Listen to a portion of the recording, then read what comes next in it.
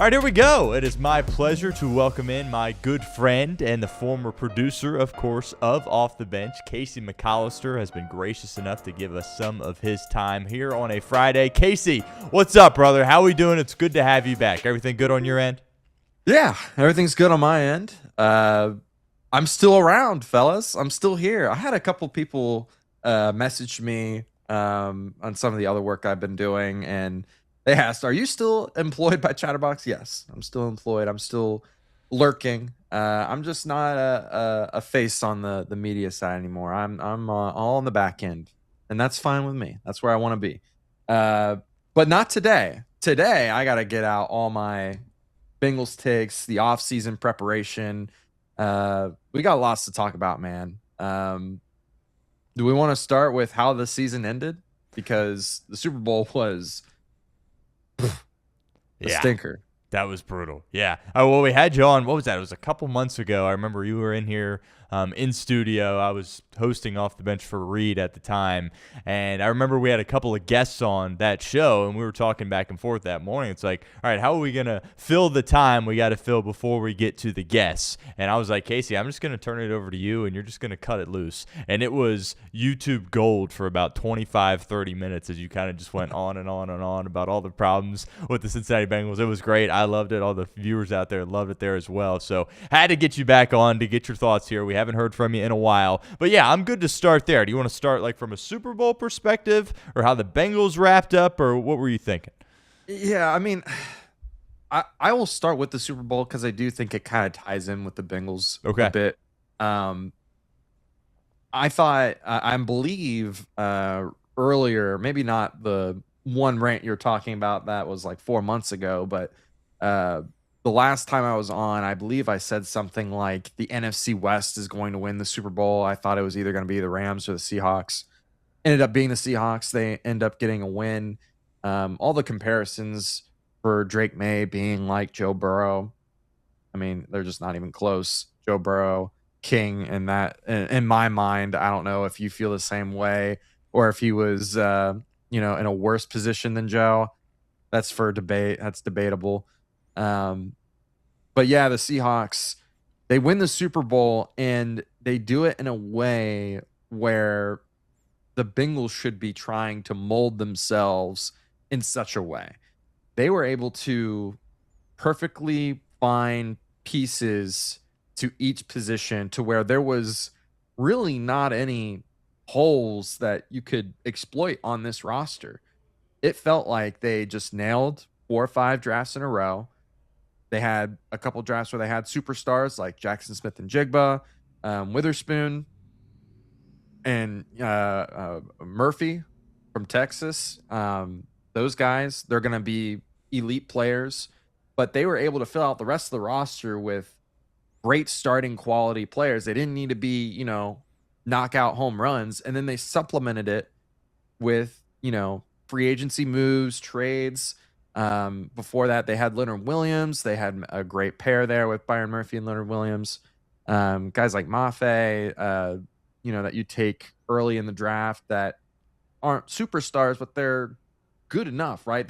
Their floor was so high on that defense that when they got in a defensive mastermind and McDonald put on a masterclass, I mean, it elevated that team tremendously. A top 5 defense, a top 3, maybe a top defense of all time, to be honest with you. I mean, they just put on a clinic throughout this entire playoff run, not giving up any fourth quarter points until the Super Bowl, I believe. I think that was the first time, and it was basically, I don't know, garbage stats, if you ask me. I think the Bengals can do something similar. It's not like the Seahawks are this big,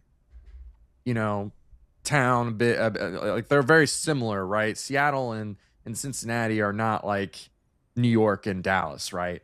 They don't have just all this cash willy-nilly that they can just, front load contracts and give massive signing bonuses and things like that. They didn't need to do that.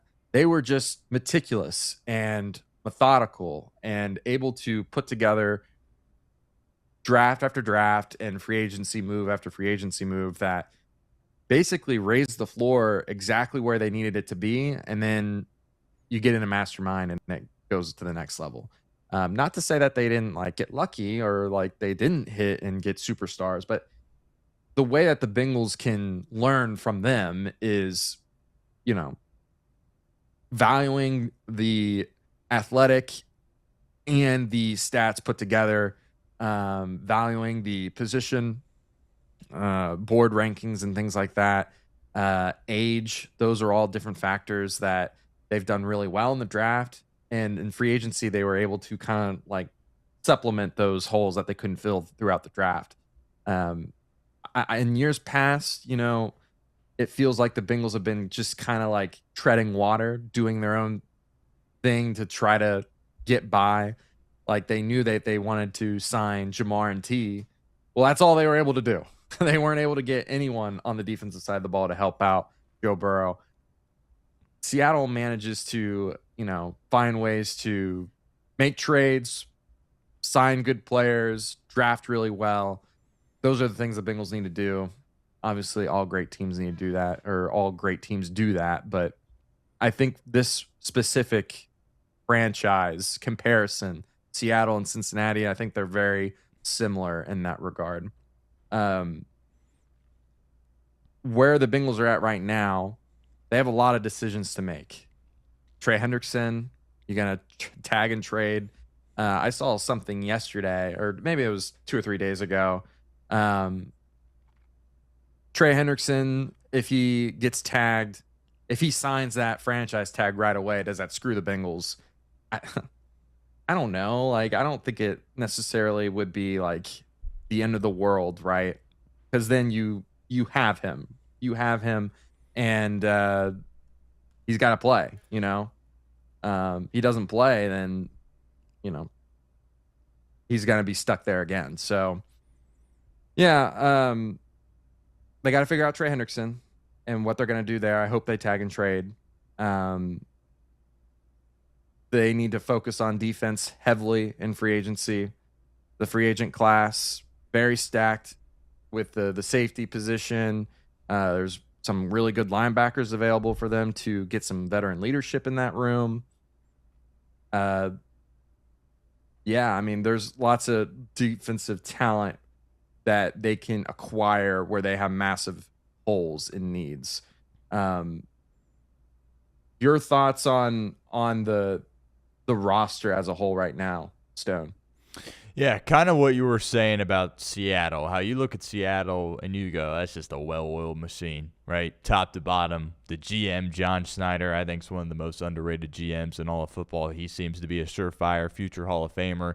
And like you mentioned, they're just so solid at all aspects of their team. Special teams, dialed in. That punter was unbelievable. I think a storyline that's not really getting discussed that much about that game. Even the New England punter as well. Those guys were going back and forth with some great punts in the Super Bowl, and offensively being well-rounded, right? They took the guard early, and they took Eamon Warry early, which, by the way, 2 guys that could obviously have been Cincinnati Bengals. Didn't work out that way. And then the defense, how they've structured their defense, the line, the linebackers. There's just no weakness.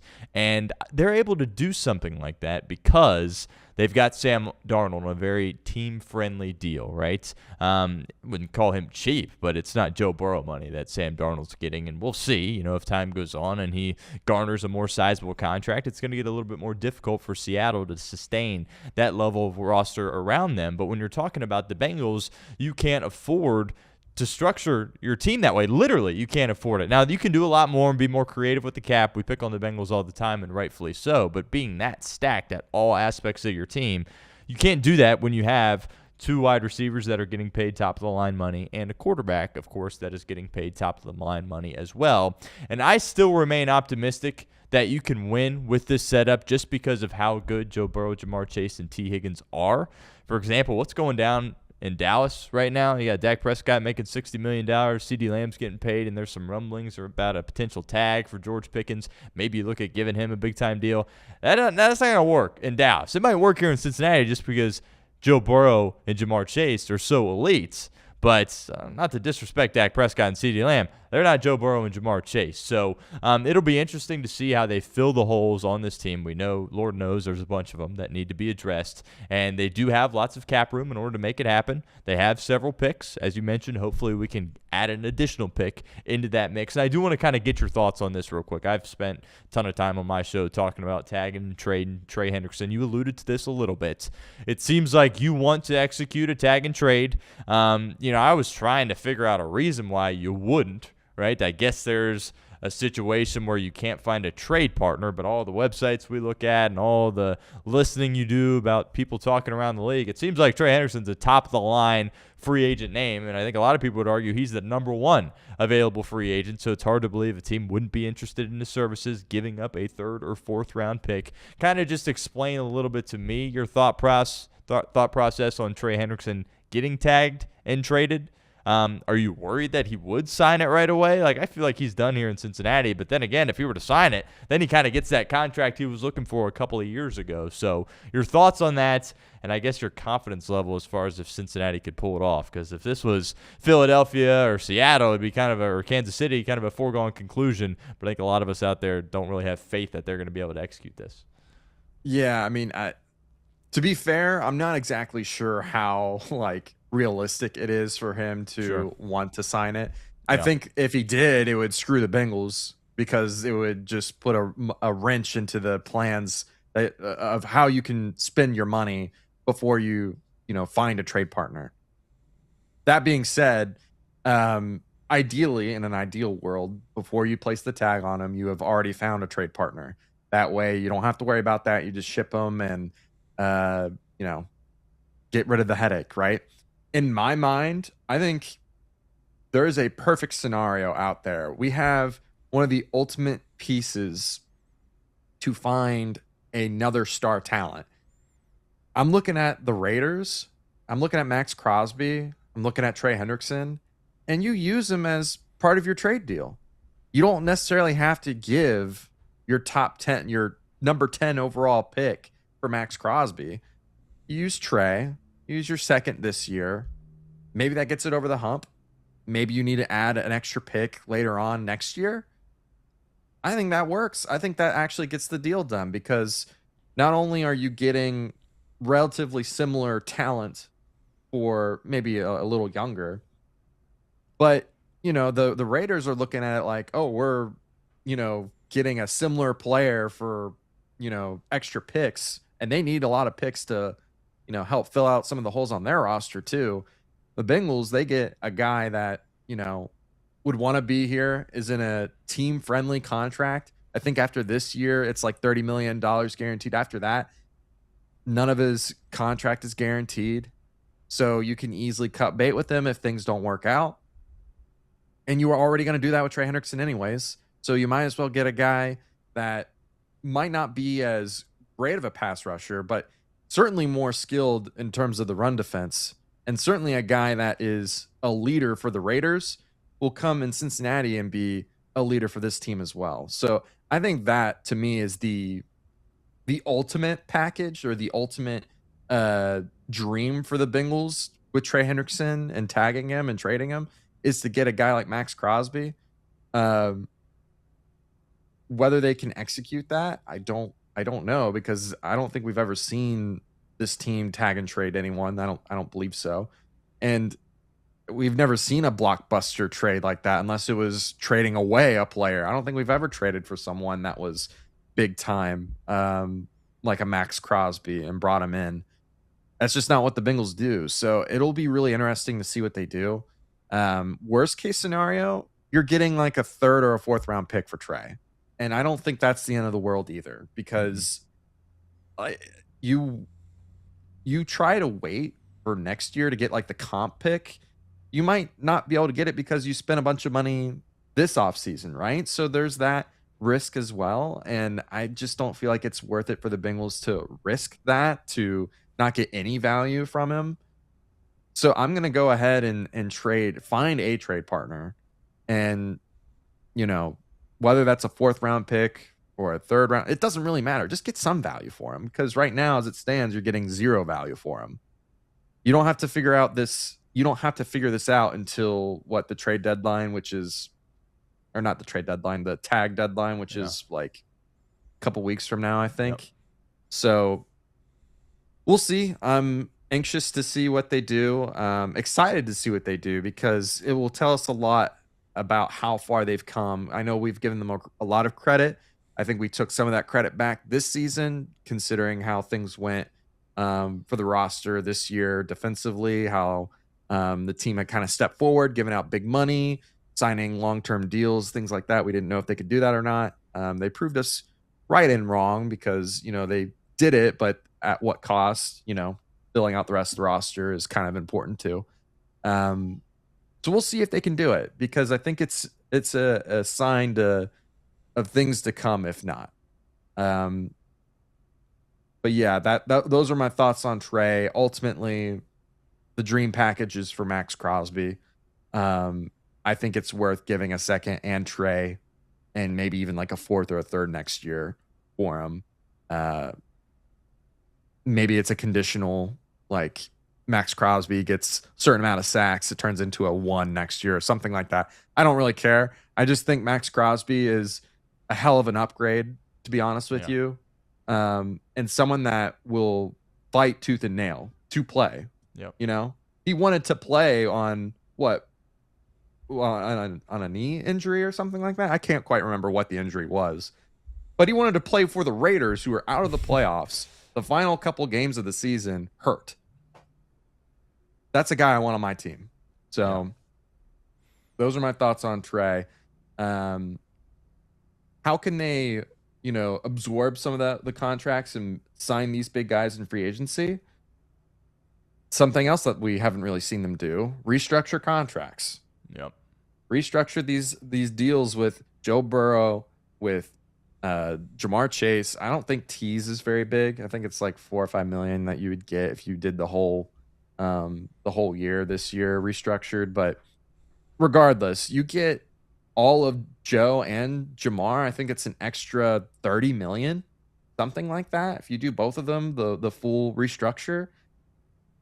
If you're all in on this season, if you think that this offense is Super Bowl worthy, you do that so then you can try your best to get the Super Bowl defense. And I don't think you need to have what Seattle had or what the Patriots had to accomplish a Super Bowl run. I think what we saw from them in 2021 is actually pretty on par with what we would need. Middle of the road. Because this offense, man, I tell you what, if they played the Patriots with Joe Burrow this year, I think they win that game. I think they win. I don't think Joe Flacco had the greatest game. I think that game was 26-19 or something like that. They had a chance late to try to score. They couldn't get it done. I'd love to see their chances versus the Seahawks. I would. I just don't think teams have enough on defense to cover 2 number 1 receivers, a number 2 tight end, or, number 2 threat, and Mike Gesicki. I don't think they're able to stop the run when they're trying to cover all 3 of those guys. And not to mention that they could still add to the offense, especially the third receiver. If they found a third receiver, look out. This team is unstoppable, especially on offense if everyone's healthy. So that's, the ultimate goal is to be as competitive as you can possibly be this year. How do you do that? Let's restructure some of these contracts. The cap is going up and up and up. I feel like it almost like covers itself. How much did it go up this year? It went up like 10, 15 million, something like that, over projected. And I just said that they were going to get like 30. So yeah, like, come on. I think it's worth it. And you don't even have to do the full contracts restructured either. I think that's a misconception. You can do partial restructures of deals. So if that means we get an extra player, an extra starter, or if that means that we get a chance at like a top free agent, I'm all about it. And I think it's something the Bengals absolutely need to do this year. Those are the 2 things I'm looking out for. One, absolutely number 1 is restructure. They need to do it. They need to learn how to do it. They need to learn how to adjust to the NFL landscape, right? That's just what the good teams do. They find ways to create more cap So they're as the most competitive that they can be each given year. And then, of course, tag and trade. I'm not as high on that one because I just don't think that they execute trades very well. So those are the two things, the state of the union here on our J bar that I'm looking for on this team. Restructure, tag and trade.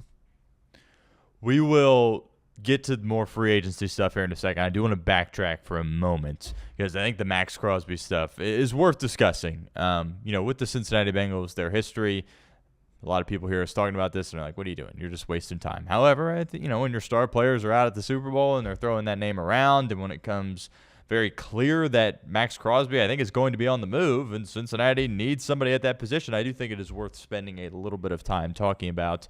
You mentioned a package, with Trey Hendrickson going that way and Crosby coming this way, and I hear you. That to me seems even more unlikely just because, if the Raiders are going to move off of him, they're kind of trending in, okay, let's just kind of restart here with Mendoza and a young core and kind of go from there. However, that doesn't mean that they wouldn't trade Maxx Crosby to Cincinnati, just probably not in a package with Trey Hendrickson. So my question to you is this. I brought this up on my show last week.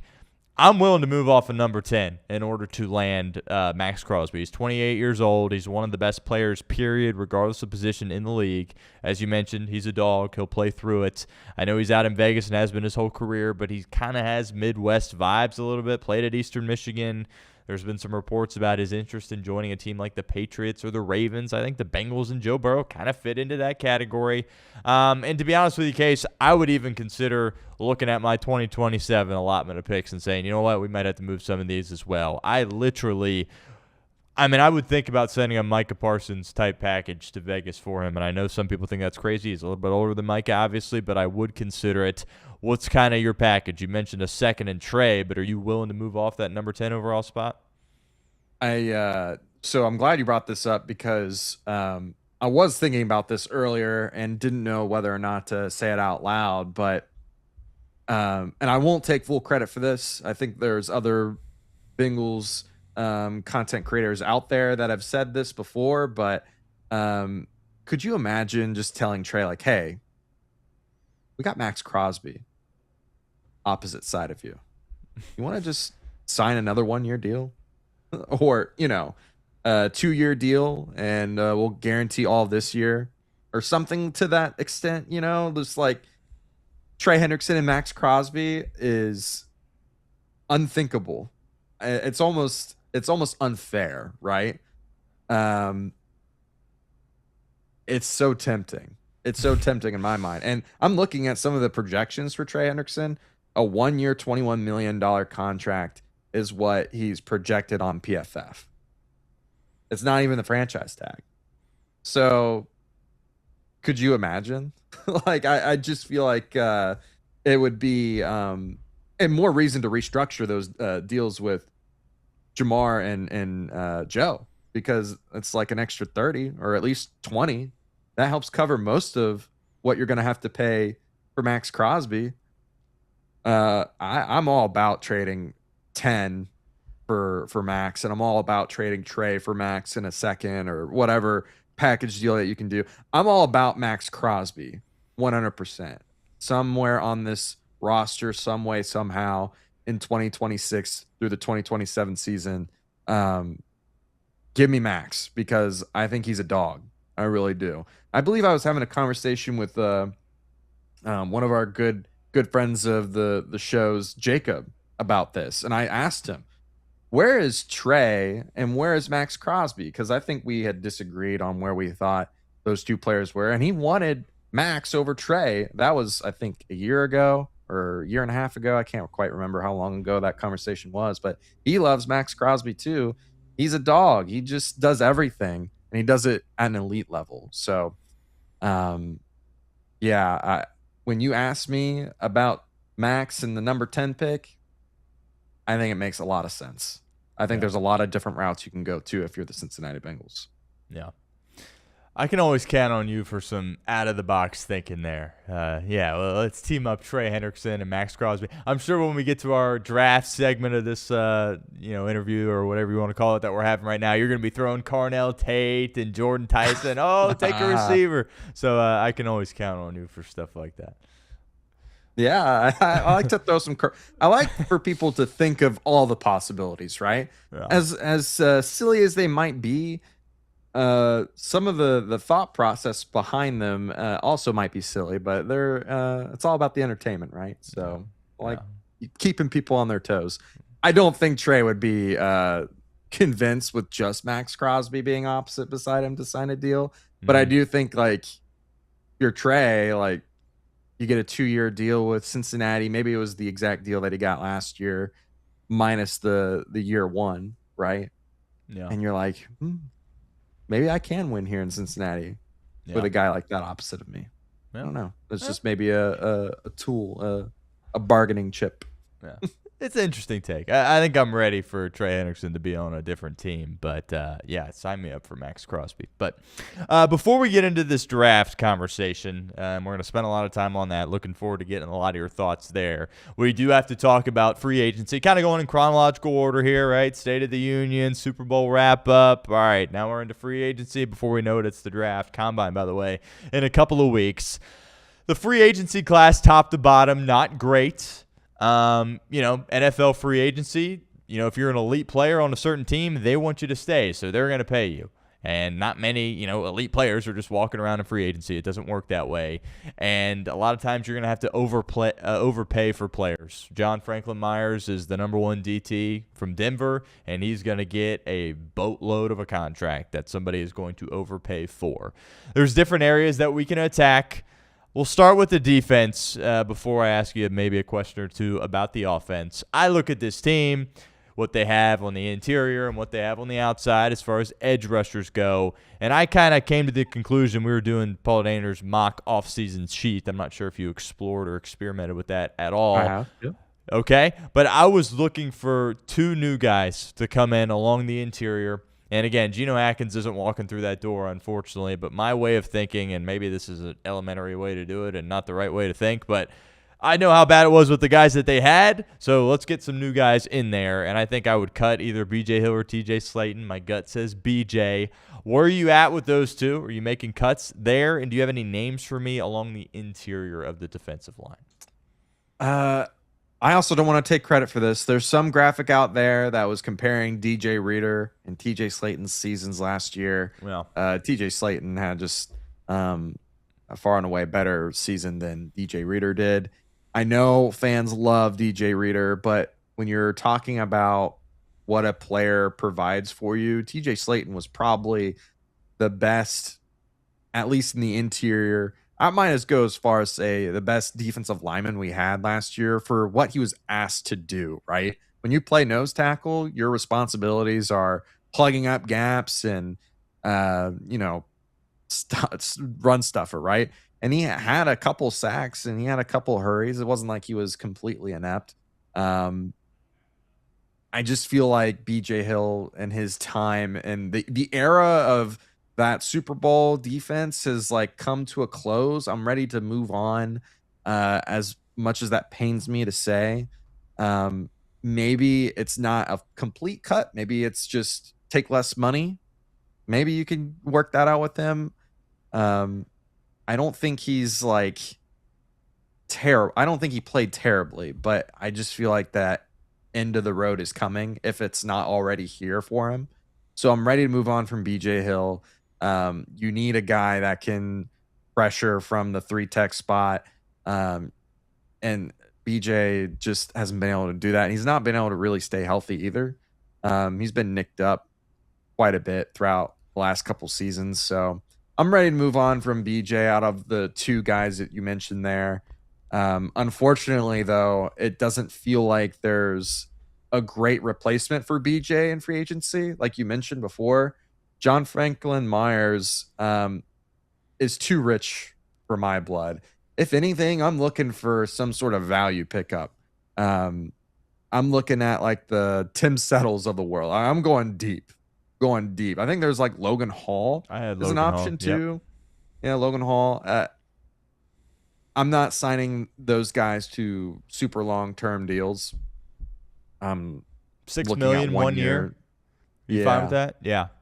Yeah, I'd be okay with that. I mean, it's basically replacing whatever BJ Hill's cap number would be with Logan Hall when you make that sort of move, which is why I'm not like super gung ho about spending a bunch of money at that spot. It just, there's no other real great options, right?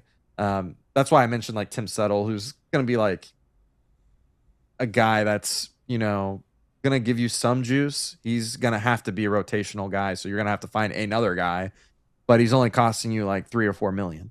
So you at least save a couple $1 million by cutting BJ Hill, and not having to, basically break even on a guy that might not be better than BJ, if that makes any sense. Yep, absolutely. I'm totally there with you. Wouldn't surprise us if they brought both guys back, but I'm with you. If I'm parting ways with one, appreciate BJ, always done his services, but I'm probably going to part ways with him and hang on to TJ. At the edge spot case, I'd love to cut Shamar Stewart. That's not going to happen. We're going to give him another opportunity here in year 2. I think Miles Murphy certainly, obviously, is going to be back. So what I did in the experiment was Miles and Shamar are 2 of the 3 edge guys, and then you draft one in the second, third, maybe the first round. Talk about draft here in a second. And then I would like to sign one in free agency. And the 2 top dogs are Jalen Phillips, who I think is a heck of a player. Bengals could technically afford him, but they're not going to take a swing like that. And again, it's going to be probably a gross overpay. Next up would be Odafe Owe, who of course has played in this division, spent this past year with the Chargers, the other Harbaugh brother. I landed on Draymond Jones' case as my guy. Dana predicts like $11 million against the cap for this year. Is he a perfect player? No. Was traded to the Ravens and actually caused a lot of trouble for Joe Burrow in that really cold game where the Bengals didn't score any points. He's got versatility that Golden likes. He can line him up outside, inside. I think that's part of the reason why they like Shamar there as well. But I landed on him, and I would let Osai walk definitely in free agency. But where are you at with that position? Yeah, I mean, you mentioned the guy that I think is probably the best fit, Draymond Jones, because if you do cut BJ Hill and you are looking for a guy to basically, be the leader that Shamar needs or the guy that can learn from, it would be Draymond Jones. He's 280, similar build to Shamar. Shamar is obviously a better athlete, but feels like that's a guy that he can learn from, right? That's a guy that he can learn how to play inside and outside. It's not going to cost you an arm and a leg. I'm seeing here a 2-year, $20 million contract. That's like perfect. I'm looking for guys, like I said earlier on in the show, that aren't superstars, but are good starters that just raise the floor. The floor is all the way 6 feet under right now for the defense. So let's raise it. Let's get it up a little higher. Draymond Jones does that exactly for us. And then, if you're looking at maybe spending a little more, Jalen Phillips on PFF is projected a 1-year, $15 million contract. I think that's worth it. I think that's worth spending that sort of money on a guy that is younger. He's got an injury history, but most of the guys that you're going to pick up anyways that are older also have some sort of injury history. Looking at Bosa, Clowney, Khalil Mack is 37. Like, it just, for me, I think those are 2 guys that make a lot of sense for the Bengals. I think Owe is a little too much out of their price range. And Mafe, I know a lot of people have projected him to go to the Bengals. I think that is such a lateral move.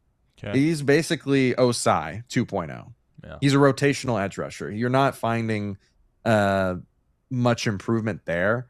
And I think Osai costs less. If you're wanting to get Mafe, you go get Osai. Yeah. You sign him to a 3 or 4 year deal for $10 million versus a 3-year, $15 million deal. Like, I think that's a no-brainer. Now, I don't think that's going to happen, but that's where I'm at with some of the popular names like Mafe and Reader. one of the things that I'm sure we're gonna jump into this next part. To me, the free agent class where it's the strongest at is safety.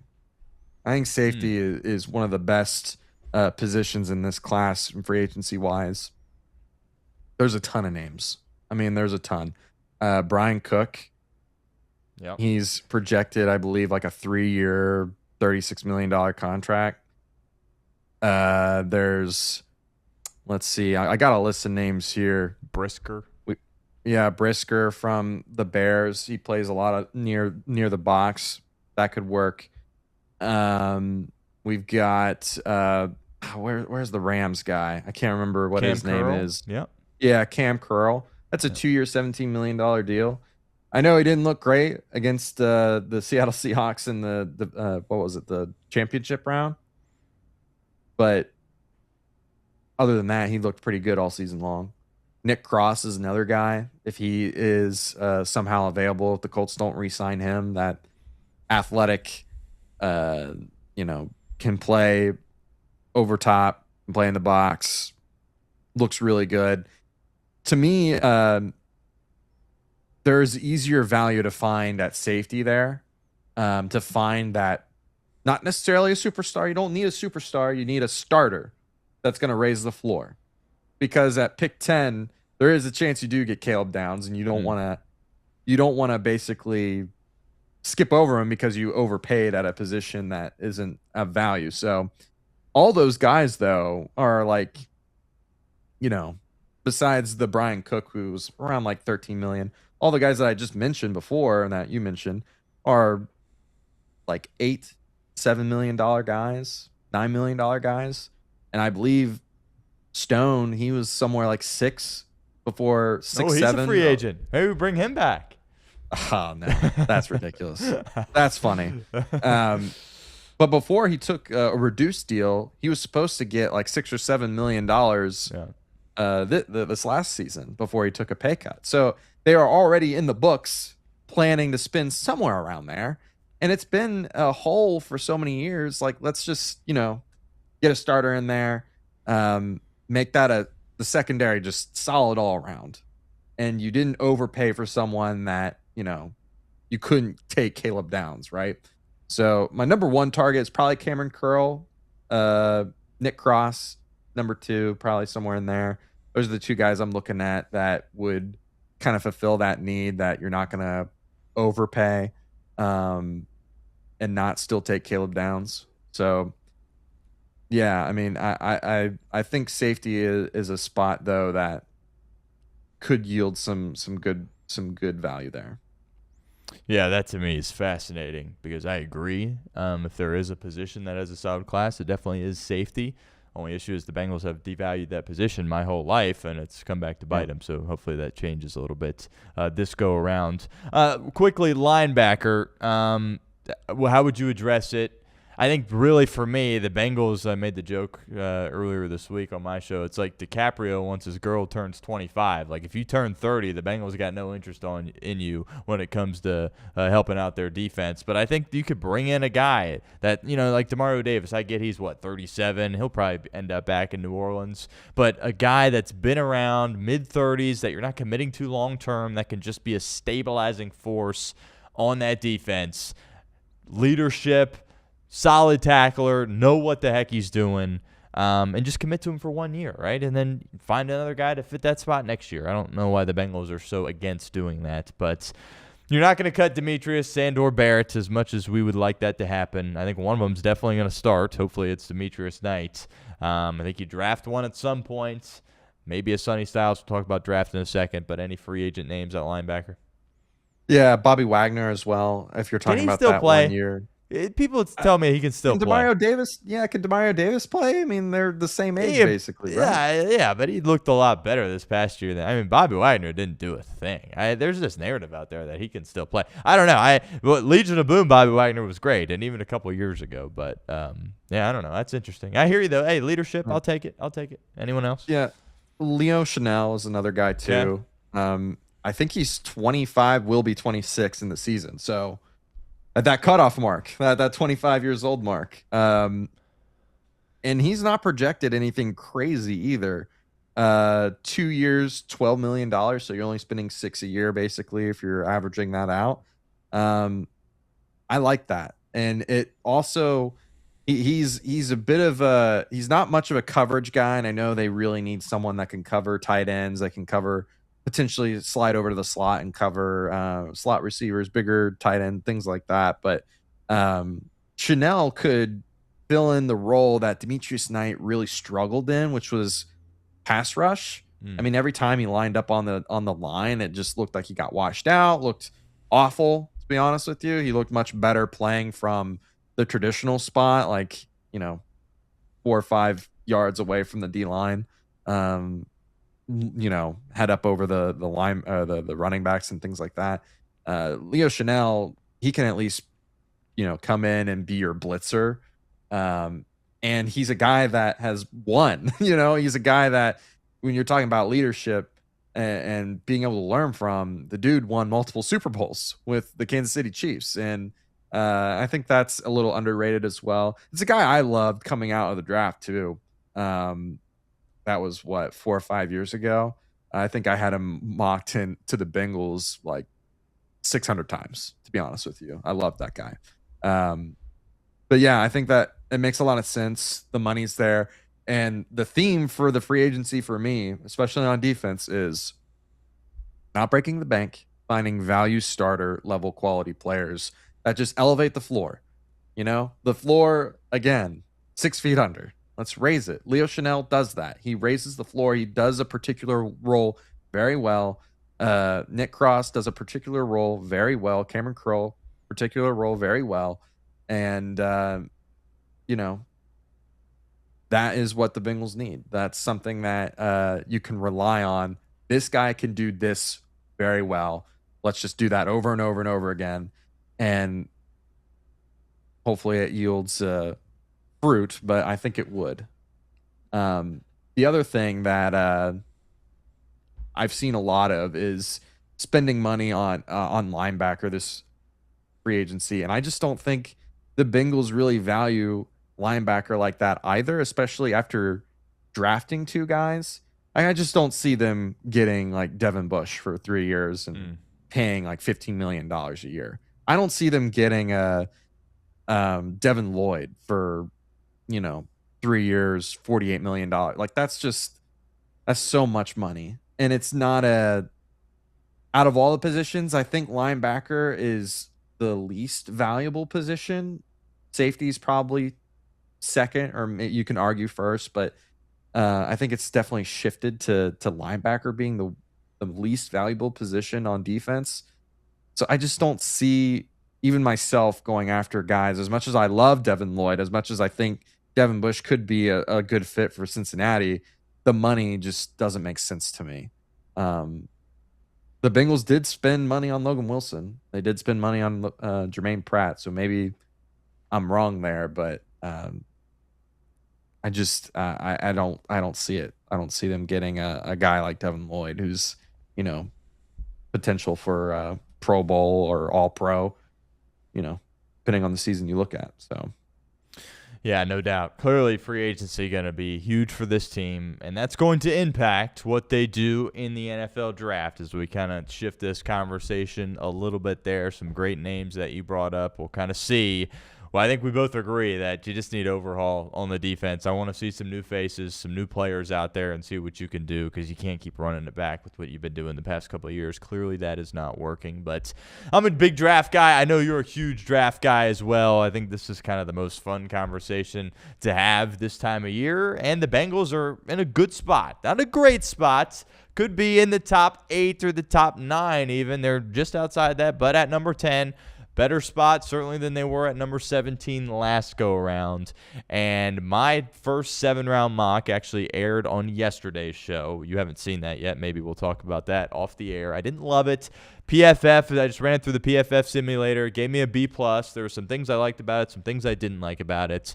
And it's funny because, unfortunately for the Bengals, we've been kind of talking draft for a little bit here. I started it a little bit before they were fully done playing football, and some mock drafts started to come out. But unfortunately, unfortunately, as more mock drafts begin to come out after the Super Bowl here, I'm seeing a lot of these players start to fly off the board before number 10 overall. And when I was doing my PFF sim that, again, we aired on yesterday's show, I restarted it like 4 or 5 times because all of the defensive players that I wanted were off the board. So that's not great. There's this narrative out there. Nobody's been a bigger Caleb Downs guy than me. But I think once he meets with the teams and once people realize who he is as a person, and look, everyone views him as a top player. Like Brugler put out his top players regardless of position, and Downs is top 5. Hard to believe that he would slip all the way to 10 just because he plays safety. But again, we'll see. But hard to imagine the Giants don't pick him or the Commanders don't pick him ahead of you. But I've been doing it. Caleb Downs is my one. I would do anything to get him. I would trade up to get him. I know you have a bit of a different viewpoint. What I ended up doing in the mock draft was Sonny Styles. I know you have took 2 linebackers last year, but I think he is a known commodity as far as what he is going to bring to the table. Bain was off the board. Bailey was off the board. Obviously, Reese was off the board and Downs. So I went with Sonny Styles. Where are you at number 10 overall? And we can kind of go from there. I mean, I think we can both agree that Reese, Bailey, and Bain, they probably will not be there. But those are like 1A, B, and C for me. I think there's a chance on Bain, but yeah, small chance. I think some of the size issues, people fall in love with like measurables and whatnot, and maybe that'll scare some people off. But yeah, Bailey and Reese definitely going, probably Bain as well. Yeah, I like Downs. I don't think he's my number 1. Wow. Just simply because of positional value there. But he's certainly number 2. I think Peter Woods is number 3 for me. I'm leaving number 1 kind of a mystery at the moment just because I want you to think about who I would say. Okay. But Peter Woods, to me, what he was able to do when he was young. Let me back up. Let me talk about Downs real quick. Downs, like I said before, if he falls to you there and you did what I kind of alluded to in free agency, is like the perfect pick because he can play everywhere and play very aggressive and very just sound athletically. I know he's a bit smaller, but think about how the Ravens and even Seahawks kind of have operated where they run this like 3 high safety look where they have like Eman Worry or Hamilton kind of come down and play this Joker type role like they do in college. I think you can do something very similar if you end up picking like Curl or Nick Cross. I think Caleb Downs ends up being your free safety, your deep safety. I don't think he's going to be playing everywhere, but he can. And then you got like a guy like Nick Cross that can, be your Joker type role. And you just start mocking what these great defenses do, right? I think that's honestly, you couldn't go wrong with that. It's still my number 2 pick. And I'll get to it here in a second why. Number 3, I had Peter Woods. I like Peter Woods a lot. I just think that when people talk about how, he did such great things as a freshman. He was super, dominant when he was young. I think it was like 18 years old and he was dominating college. And he's just gotten kind of like progressively worse and worse in terms of charting grades and things like that on PFF. He still looks very talented, very, very good. But he can't really get through double teams, right? And you pick up Peter Woods for the Bengals, right? He's going to get double teamed there because you don't have anyone. And we already discussed, like, if they're not spending a bunch of money on John Franklin Myers, like, they're double teaming a guy that is already going to be like keyed in on, I guess is what I'm saying. Like, it's not going to get any better in the NFL. So to me, like, it would be different if it was a guy that was, Byron Murphy, like, to go back to like a couple seasons ago, would destroy double teams. He could, break through those and make a play. There was guys that we've looked at in the draft process in previous years that were dominant, right? Peter Woods was not that last year. He might have done that as a freshman, as a sophomore. I didn't see that this year very much, and the stats reflect that. And I'm not like a super heavy on stats guy. I would prefer to watch the film, but that's my takeaway as of this second. Is Peter Woods is not the Byron Murphy. He's not the Kalijah Cansey. He's not the I can't think of another guy off the top of my head, but you get my point. Like, he's not one of the guys that I would have considered in that level, and we're trying to pick him in the top 10. I think he's like a top 15 guy, top 18 guy, but top 10 might still be a little rich. For me, the guy that I've been watching that I think he's a phenomenal athlete. I think he's someone that could be an underrated pick in my number one if that's the way the board falls. Mansour Delane. Oh, okay. I can get on board with this. Case. Go ahead. You want to talk about like solidifying a secondary and moving like Dax Hill the slot corner, which you need. You're on to something. I think Dax Hill going to the slot and going back to his natural position will lead to a lot more plays. I think he's really good in the blitz. I think he can pressure. I think he can be really effective in the run game. And Mansour Delane being your number 2, right? Like, if we're banking on DJ Turner being our number 1, and he doesn't have to be. If Mansour Delane ends up being on our team, he could be the number 1, and DJ Turner could be a solid 1B. You know what I mean? Like, you're basically replicating what you did defensively with the offense. I think that's the crazy part, right? You got 3 great corners. You solidified the safety position in the free agency market, and you just, cover everyone all day, right? That's my thought. Mansour Delane is like 6'1", 195, played really well at LSU. When push came to shove, I think it was, I can't remember what game it was. It was, can't remember the game off the top of my head, but I was watching some film of him, and he made the play to basically put the team in position to win.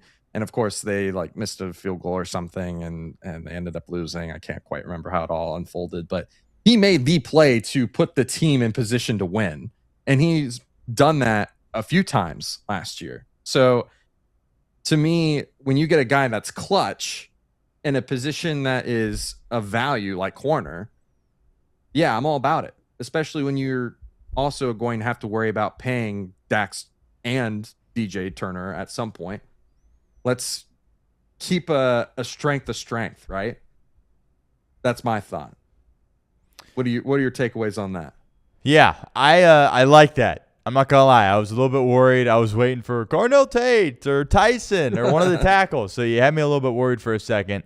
The more I think about this and the more mocks I do, the more I hear people talking, it kind of feels like all the guys that you had mentioned before Delane, besides Peter Woods, are going to be off the board. And I do think Bengals fans need to open up to the idea of potentially drafting Delane. And I do think corner is kind of a sneaky need for him. You got to have depth in that room. DJ and Dax played the whole season last year. You can't count on that again. As great as that was, can't count on it again.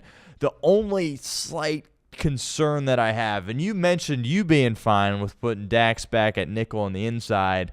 I think he's proven he can do it, but he also finally has found a home on the outside.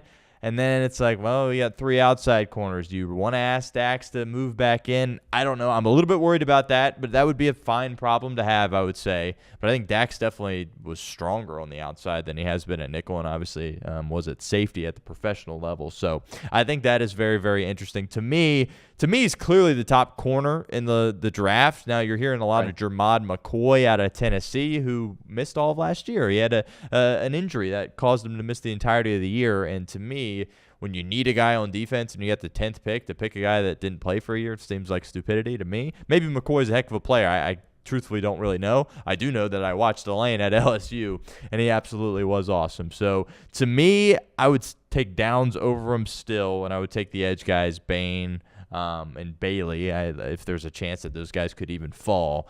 But I think that next guy, to me, I agree with you, is Delane. And maybe you have a bit of an issue as far as, okay, who plays where?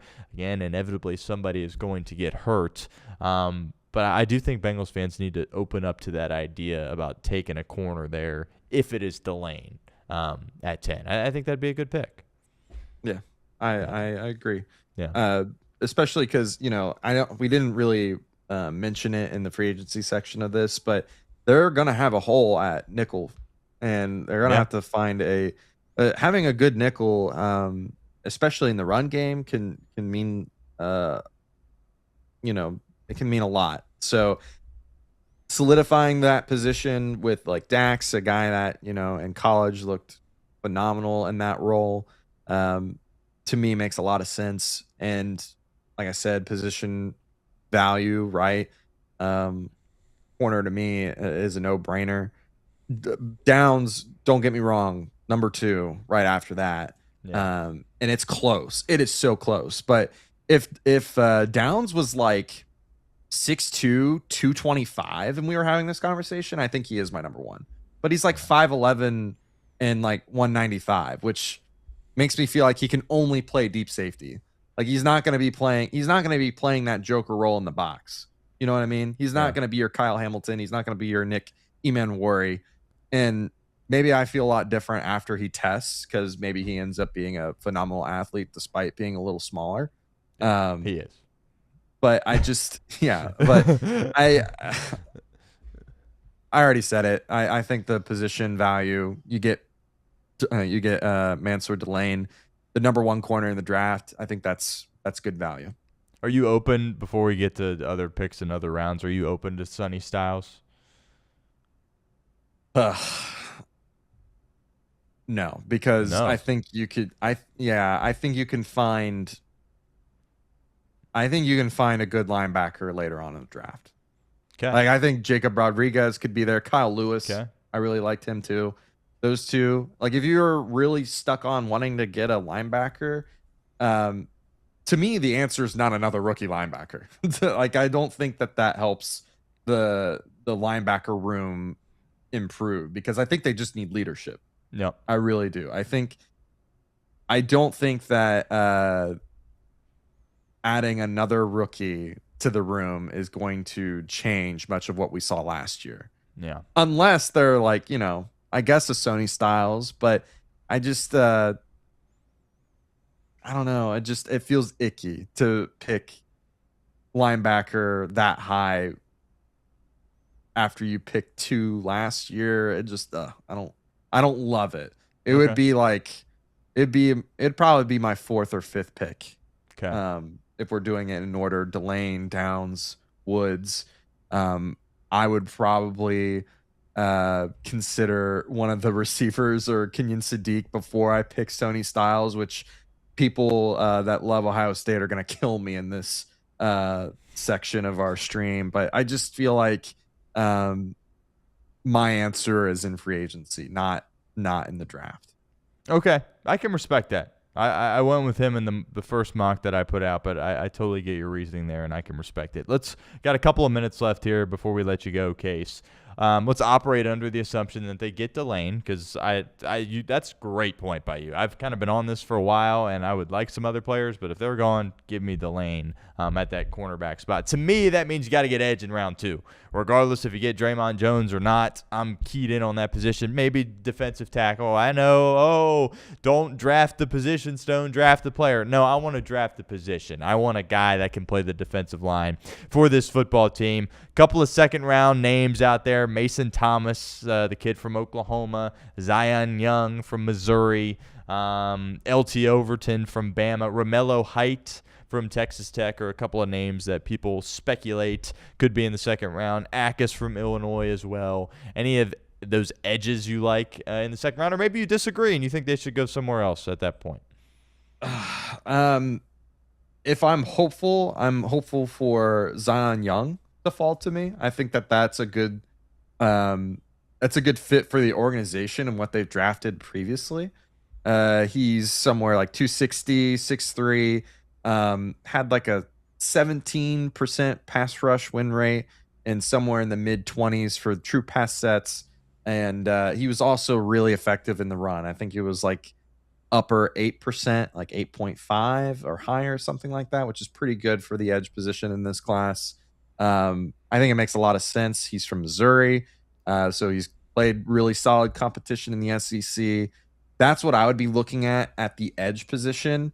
Um, I would be hopeful for maybe like a Lee Hunter to fall, but I think he's getting a lot of round one hype right now. So maybe that's kind of out of the conversation now at this point. Um, if I'm looking at just like the pass rushers, Mason Thomas is an interesting one. I think he's a little small. I'm not a fan of Overton. I don't think he showed anything of note during the Senior Bowl during this last season. So I'm kind of out on him. Derek Moore is a guy that I really like. He's kind of that same mold, that 6'3", 260, but he's older. So that's why he's kind of lower on draft boards right now. But, you're playing in the Big Ten, and he had a solid year last year. He's had solid years really since, he came in and started for this team being Michigan Wolverines. I like him a lot. Past that, if you hadn't figured out the safety position, this would be a good time to do it now. Dylan Diamond, AJ Hulsey, those two. I don't think you can go wrong with either one of them, especially if you don't feel comfortable with, golly, I'm drawing a blank on the kid's name. That's a shame. Battle. Yeah, if you don't feel comfortable with Battle, then you definitely have your answer now. And a rookie safety, I think that you can find some value here with that as well.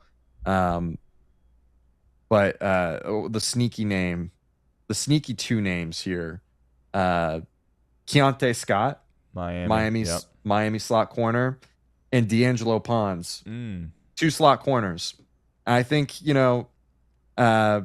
since we're going based off of me picking the lane, you don't pick those guys, but they're also targets in round 2 for me that I really, really like.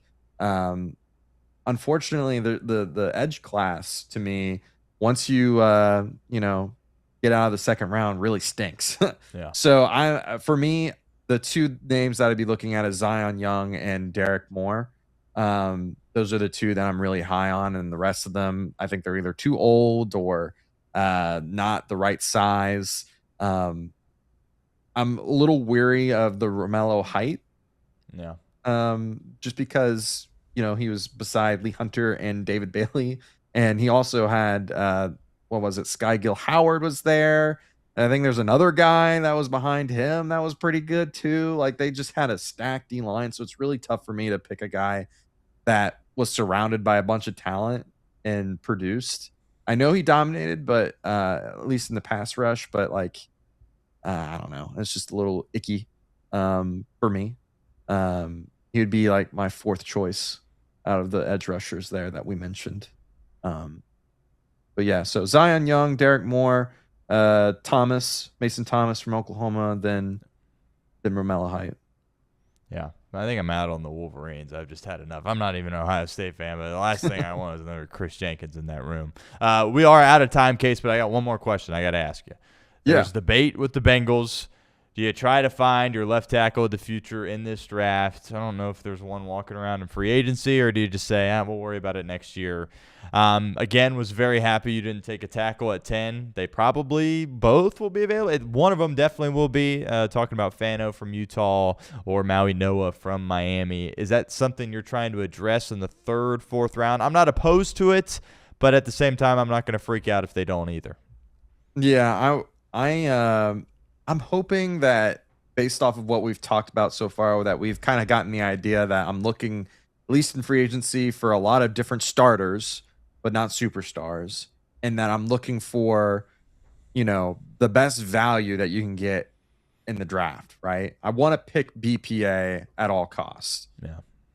And if that means that there is a tackle there in the 3rd or the 4th round that will be the tackle of the future, I'm going to make that move.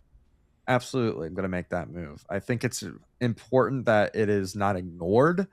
We just now finally got it kind of figured out on the offensive line. At least we hope. If Reisner is still coming back, we don't even know that. We didn't even talk about that he might not even be back. And that's another need that we would need to address in free agency. I just went off the assumption that he would be back. I do think that it makes sense for it to be the back end of the third or even like a day 3 pick. You know, the 4th, 5th, 6th, you know, you're going to have to hit on one of those guys for it to work out, but you know, get a lottery pick, right? Right. Try to address it because you also need to replace Cody Ford too. So, because I'm assuming he's gone as well. The other thing that I know we don't have a lot of time, but I will mention that I've been trading back quite a bit. I feel like that's also a pretty smart move. If you're looking to raise the floor, right? That's my theme. Raise the floor, right? I'm tired of living 6 feet under. Let's raise the floor.